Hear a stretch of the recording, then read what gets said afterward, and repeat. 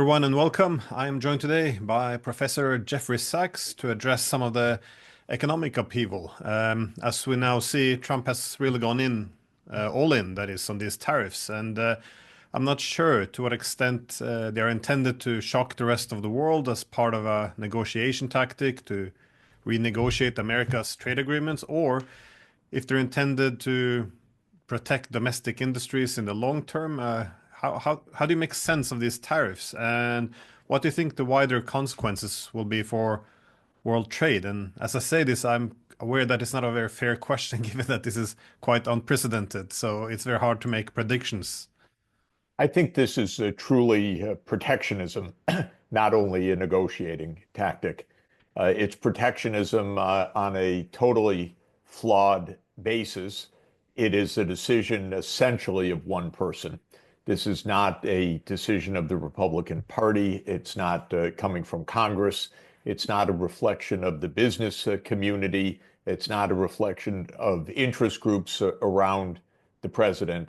This seems, as best we can judge, to be a decision of President Trump. President Trump believes incorrectly that the trade deficits of the United States are a reflection of unfairness in the rest of the world, and that the trade deficits need to be closed. The trade deficits are not a measure of unfairness, either directly or indirectly. They're a measure of America's heavy spending compared to its income, and that reflects economically the large budget deficits in the United States more than anything else. We're running a budget deficit of about 7% of GDP. That means that the US government is borrowing heavily to transfer money to the private sector or to the domestic economy, and that leads to overspending. It's as if the federal government is the credit card of the country, and we're running up our credit card debt. So Trump interprets this as unfairness. He looks and says, well, if China's running a trade surplus, they're cheating us. This is extremely primitive thinking. And the question comes, how can the United States be in such a primitive political state of affairs that one person's ideas, especially mistaken ideas, apply? And that's a related question. My answer is that our political system has become deeply corrupted. Congress is mostly interested in campaign financing, and the system has become overtaken over decades by the security state. So legislation is littered with the emergency powers of the president, and Trump is invoking emergency powers to do his one-person bidding on this.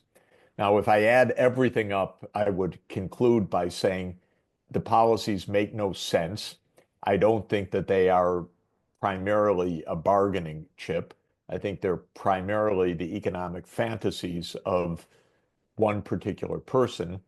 The fact that one person can do it is a massive political failure of the United States. It does not reflect the interests of American business, so American business may revolt. We're already hearing top business people objecting to what Trump is doing. This is something new because they view Trump as their agent for further tax cuts, but they're wrecking the American economy, and Trump has destroyed $5 trillion of market capitalization in just 2 days. This does not make the hedge fund managers who bought Trump's election happier. This is something against their interests. Even some people in Congress are beginning to stir that, hey, we have a constitution. Tariffs are our responsibility, not the president's responsibility.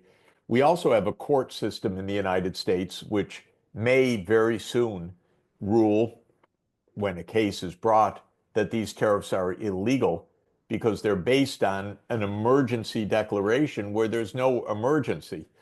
So Trump has made up an emergency in order to invoke emergency powers, and courts may strike that down as well. So all in all, very unpleasant, irrational actions that have been deeply destabilizing in just a few days for the world. They do not make sense. They are not for America first. This is a lose-lose policy.